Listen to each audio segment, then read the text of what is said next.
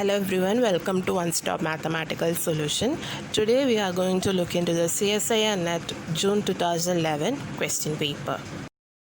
First question, question 22. The number of 4 digits with no 2-digit common is. So we have to find a 4-digit number such that no 2 digits are same. So first of all, we'll look how to do this question. So I'm taking a 4-digit number as P, Q, R, S. Then P has 9 possibilities. That is, P can be chosen from 1 to 9. Okay, 0 can't be possible because if 0 appears here, then it will be a 3-digit number. So P has 9 possibility and Q has similarly 9 possibility because here 0 can appear. So it can take from 0 to 9. And similarly R has 8 possibilities, S has 7 possibilities. Therefore, total number of 4 digits is equal to 9 into 9 into 8 into 7, that is equal to 4536. So let us check the correct option. The correct option is first one. Next question, question 27. The number of elements in the set equal to set of all m such that 1 less than or equal to m less than or equal to 1000, where m and 1000 are relatively primers. So we have to find how many elements are there in this set. That is, set consists of those number between 1 and 1000 such that that number and 1000 should be relatively prime. So let us check how to do this question. So we know phi of n is equal to set of all elements less than n and relatively prime to n. That is, if n is equal to p1 raised to n1, p2 raised to n2, etc. up to pk raised to nk. This is the prime factorization of n. Then phi of n can be written as n into 1 minus 1 by p1 into 1 minus 1 by p2, etc. up to 1 minus 1 by pk. So let us look how to do this question now. So here they have asked how many elements are relatively prime to 1000. So we are using this concept. So here n is equal to 1000. 1000 can be prime factorized as 2 cube into 5 cube. So set of all elements in that set will be phi of n, that is equal to 1000 into 1 minus 1 by 2 into 1 minus 1 by 5 using this formula. So this is equal to 1000 into 1 by 2 into 4 by 5. So after simplification we will get the answer as 400. So let us check the correct option now. So the correct option is 4. Question 28. The unit digit of 2 power 100 is. So we have to find the unit digit of this number. First of all, let us look into the concept. So to find the unit digit of number 2 per n, first of all we'll divide n by 4. Then we'll find the remainder obtained here. If the remainder obtained is 1, then unit digit is 2. If the remainder obtained is 2, then the unit digit is 4. If the remainder obtained is 3, then the unit digit is 8. If the remainder obtained is 0, then the unit digit is 6. So let us look how to do this question now. So when we divide, we have to find the unit digit of 2 per 100. First of all, we are dividing 100 by 4. So 100 when we are dividing by 4, we are getting the remainder as 0. So corresponding 0, we are getting the unit digit as 6. So therefore the unit digit is 6. Now let us check the correct option. So option 3 is correct. Next question, question 38. Consider group G. Let Z of G be its center, that is set of all G in G such that Xg is equal to Gx for every X in G. For all n in N, define Jn is equal to set of all G1, G2, etc. up to Gn. Element of Z of G cross Z of G cross etc. up to Z of G such that G1, G2, etc. Gn is equal to E as a subset of direct product of G cross G n times, then Jn is. So we have defined the Jn, that is subset of direct product. Then we have to find which of the following properties states the properties of Jn. So first of all, let us look into the concept. So H is a subgroup of G. If you take two elements from H, A, B, then A, B inverse should be element of H, and H is a normal subgroup of G if X A, X inverse element of H for X in G and A in H. So now we'll look into the question now. So first of all, I am checking whether Jn is a subgroup of G cross G cross G. So I am taking two elements from Jn, A, B. Then A can be written as an n-tuples of An, A1, A2, etc. up to An, such that the product of the element is E. And B is equal to B1, B2, etc. Bn, such that product of its element is E. Now I am checking whether AB inverse element of Jn. So to prove AB inverse of element of Jn, we have to prove the product of its element is equal to E. So let us check how the element look like. So AB inverse equal to, now I am substituting A and B. This is equal to A1, A2, etc. up to An into B1, B2, etc. up to Bn inverse. So I am taking inverse now inside. This is an n-tuple, so its inverse will be same. So this is equal to A1, A2, etc. up to An into B1 inverse, B2 inverse, etc. up to Bn inverse. Now we have to check whether the product is E. So I am multiplying the elements. So A1, A2, etc. up to An, B1 inverse, B2 inverse, etc. up to Bn inverse. So this is element, not an n-tuple. Okay. So we can write this as Bn minus 1, etc. up to Bn whole inverse. That is, you know that AB whole inverse can be written as B inverse A inverse. So I am using that property. So we know product of ANs are E and product of BIs are E. So I am substituting that. So we'll get E into E inverse. You know identity is inverse is identity itself.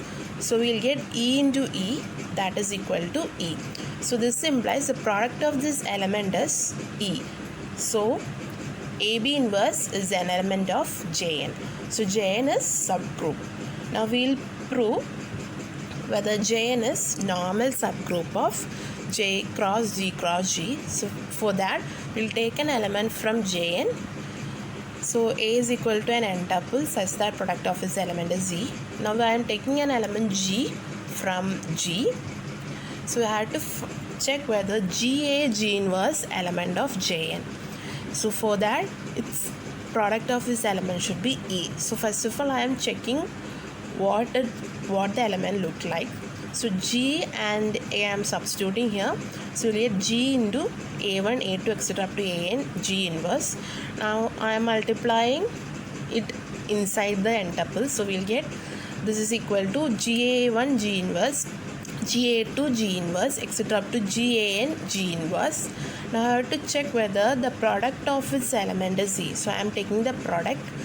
So GA1, G inverse, GA2, G inverse, etc. up to GAN, GA inverse.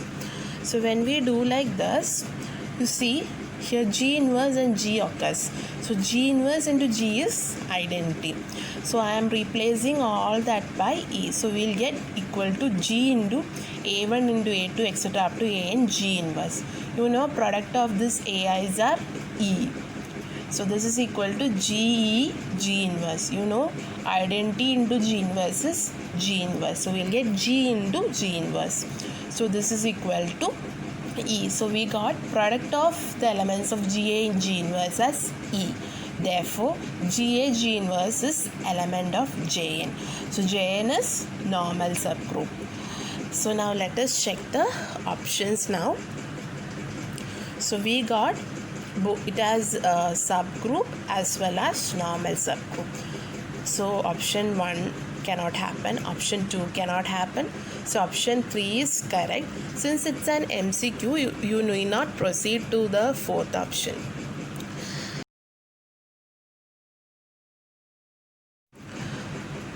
Next question 39. Let I1 be the ideal generated by x power 4 plus 3x power 2 plus 2 and I2 be the ideal generated by x cube plus 1 in q of x.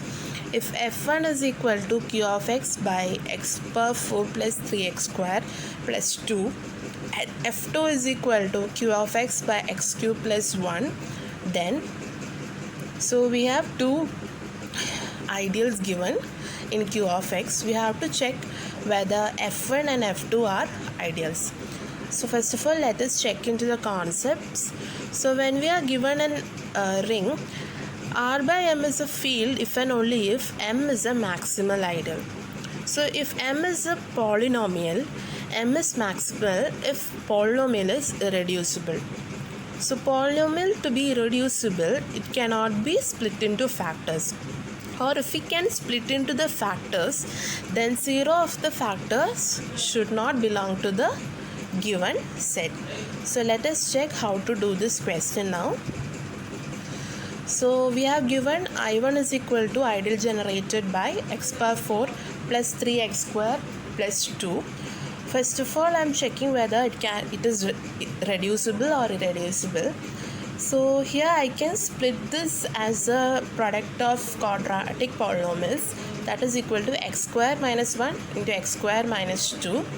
This can be again split into x minus 1 into x plus 1, x square minus 2. Here if you look, the zeros of this factor x minus 1, x plus 1 belongs to q of x. So x power 4 plus 3x square plus 2 is reducible. So I1 is not maximal ideal. So f1 cannot be field. Similarly, check for I2. I2 is the ideal generated by x cube plus 1. So x cube plus 1 can be split into x square minus x plus 1 into x plus 1. The factor of this belongs to q of x. Therefore, x cube plus 1 is reducible. So I2 is not maximal ideal. Therefore, F2 is not field. So both F1 and F2 are not field. So let us check the correct options now. So we got both as not field. So option D is correct. Neither F1 nor F2 is field. Next question 40. Let G be a group of order 77. Then center of G is isomorphic to. So we have given a group. You have to find where the center of G. So first of all, let us look into the concept. So if order of G is equal to P into Q, where P and Q are prime, and P is less than Q and P does not divide Q, then G is isomorphic to ZPQ. And if Zn is abelian for every n, because it is cyclic and cyclic implies abelian. And if G is abelian, then center of G, instead of G is the notation, is equal to the G.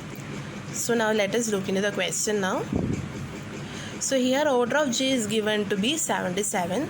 So first of all, write is prime factorization. So 7 into 11. Here I am taking 7 as P and 11 as Q. So P is less than Q and P does not divide Q minus 1. So this implies G is isomorphic to ZPQ, that is Z77. So we know Zn is abelian for every n. So G is abelian. So if G is abelian, then center of G, that is Z of G, is equal to G, and G is isomorphic to Z77. Center of G is isomorphic to Z77. So here, guys, please note that here there is a mistake. Actually, it is P does not divide Q minus 1. So now let us look into the correct option now. So we got center of G is isomorphic to Z77. So option 4 is correct. So now we are going to look into the part C questions. So part C question are more than one options correct. So first question is question 84. Let H is equal to set of all E 1, 2, 3, 4 and K is equal to set of all E 1, 2, 3, 4, 1, 3, 2, 4, 1, 4, 2, 3 be subgroups of S4. Then we have given two subgroups of S4. We have to check which of the following conditions are true. So first of all, we look into the concept now. H is a normal subgroup of G if XA X inverse element of H for X in G and A in G. Subgroup H is of index 2 in group G, then H is normal subgroup of G. Index means it is denoted by this symbol, that is equal to order of G by order of H. There are various properties of normal subgroup which can be used to prove normal subgroup. So you can use any of this which is easy for you. I am using these two properties here. So now let us look into the question now. So H is a normal subgroup of, whether H is a normal subgroup of S4. So I am taking an element from S4, that is 3 cycle X equal to 1 2 3, and an element from H, that is G is equal to 1 2 3 4. I have to prove XG X inverse is an element of H, then H becomes normal subgroup. So I am substituting XG and X inverse. So X is 1 2 3, G is 1 2 3 4. X inverse means write the element from the last one. Okay, so 3 2 1 is the inverse of X, so that is written here. Now I am taking the cycles product. So to do that, start from the last cycle. So here 1 is mapped to 3, in this 3 is mapped to 4, in this 4 is mapped to 4. So we'll get 1 is mapped to 4. Now check for 4. In this cycle 4 is mapped to 4, in this cycle 4 is mapped to 3, in this cycle 3 is mapped to 1. So we'll close this cycle. Now check for the second. 2 is mapped to 1, here 1 is mapped to 2, here 2 is mapped to 3. So we'll get 2 is mapped to 3. Now check for 3. Here 3 is mapped to 2, 2 is mapped to 1, 1 is mapped to 2. So close that also. We'll get this. So this is not an element of H, so it does not belongs to H. This implies X in G X inverse is not element of H. So H is not normal subgroup of S4. In the same way, we can show H is not normal subgroup of A4. In A4, this 3 cycle also is an element, so H is not normal subgroup of A4 also. So next is I am checking whether H is a normal subgroup of K. For this I am using the second concept, index concept. So I am finding the index with respect to K, that is K is to H is equal to order of K by order of H. K has 4 elements, H has 2 elements. The order of K is 4, order of H is 2, so this is equal to 4 by 2, so we'll get 2. So index I am getting X 2. So therefore H is normal subgroup of K. Now let us check for the K subgroup of S4. So whether K is a normal subgroup. Here we are given K is equal to as the set. The set is isomorphic to the clean 4 group. You know that clean 4 group is both normal in S4 and A4. Therefore K is normal subgroup of both S4 and A4. So now let us check the correct options. So we got H is normal in K, but H is not normal in S4 and A4. K is both normal in S4 and A4. So the correct options are 2 and 4. Next question is question 86. There is a mistake in this question number, so do check that. Let I1 be the ideal generated by x square plus 1 and I2 be the ideal generated by x cube minus x square plus x minus 1 in Q of x. If R1 is equal to Q of x by I1 and R2 is equal to Q of x by I2, then. So we have given two ideals and R1 and R2. We have to check whether R1 and R2s are field, and also we have to check the property of integral domain. So first of all, let us check into the concept. So field implies integral domain and finite integral domain implies field. So from this we can say if it is not field, it is not integral domain. This is true for the finite case. So now let us move on to the question. So we have given I1 is the ideal generated by x square plus 1. So this is obviously a irreducible polynomial in Q of x. So if this is irreducible, this is maximal ideal. I have already said the properties of this in question 39. If you have any doubt, go to that question now. So I1 is maximal ideal implies R1 is field. So R1 is field implies R1 is integral domain. Now similarly check for I2. I2 is the integral ideal generated by x cube minus x square plus x minus 1. So first of all, check is reducibility property. So when we check this can be reduced into these factors, and the 0 of this factor belongs to Q of x. Therefore this polynomial is reducible. So I2 is not maximal ideal. So this implies R2 is not field. So if it is not a field, it is not an integral domain.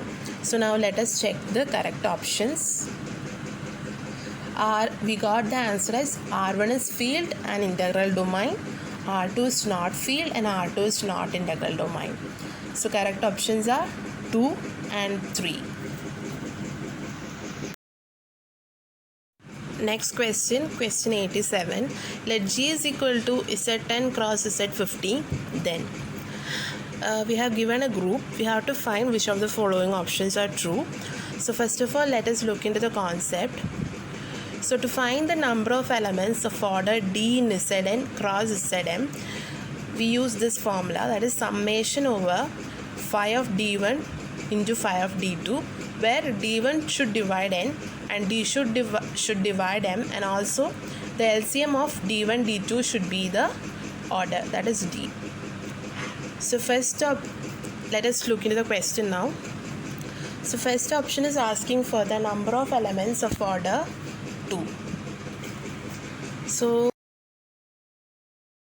we need the LCM of D1 D2 to be 2, and also D1 should divide 10 and D2 should divide 15. For this, the possibility is only for D1 is equal to 2 and D2 is equal to 1. Therefore, number of elements of order 2 in Zn is at 10 cross Z15 is phi of 2 into phi of 1.